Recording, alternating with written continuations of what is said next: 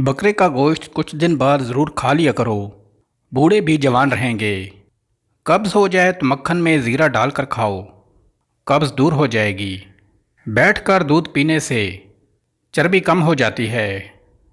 अंगूर खाकर सो जाओ, मैदा ख़राब नहीं होगा। बदन पर दाने ना जाते हों तो कड़वे करेले का पानी पी लो, दाने ख़त्म हो जाएंगे। रोज़ाना खजूरें खाने से सीने की बलगम ख़त्म हो जाती है। अगर आप वक्त पर नाश्ता नहीं करते तो कुछ ही दिन में आप कब्ज़ का शिकार हो सकते हैं। ठंडा पानी पी लेने के बाद चाय नहीं पीनी चाहिए, इससे दांतों का दर्द शुरू हो सकता है। अदरक खाने वाला बंदा कभी भी जल्द की बीमारी नहीं देखता।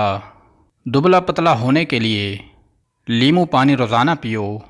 खून में बेहद इजाफ़ा करना है तो बकरे की कलेजी खा लो। रोज़ाना आड़ू के इस्तेमाल से पेट की चर्बी पिघलना शुरू हो जाती है। झुर्रियों वाले चेहरे को जवान करना है तो अदरक वाले पानी से मुंह धो लिया करो। जवानी के अंदर जितना ज़्यादा आलू बुखारा खाओगे, बुढ़ापे में उतनी ही जिस्मानी ताकत रहेगी।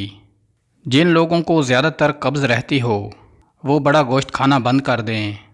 अगर बुखार का मसला हो जाए तो अजवाइन को पानी में डालकर गर्म करके पी जाएं, इंशाअल्लाह अफाका होगा। अगर छोटा बच्चा उल्टियाँ कर रहा है तो दूध में सौंफ गर्म करके पिला दो। पुदीने की चटनी दोपहर के वक्त बनाकर खाओ, मौसम बदलने पर बुरा असर नहीं पड़ता। कमरे में अंडे के छिलके को रखने से छिपकलियाँ नहीं आती। बच्चों को रेत पर मत खेलने दें, इससे बच्चों की हड्डियाँ कमज़ोर हो जाती हैं।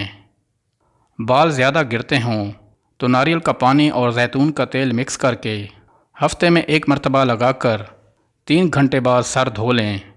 चंद हफ्तों में आपको रिज़ल्ट मिल जाएगा।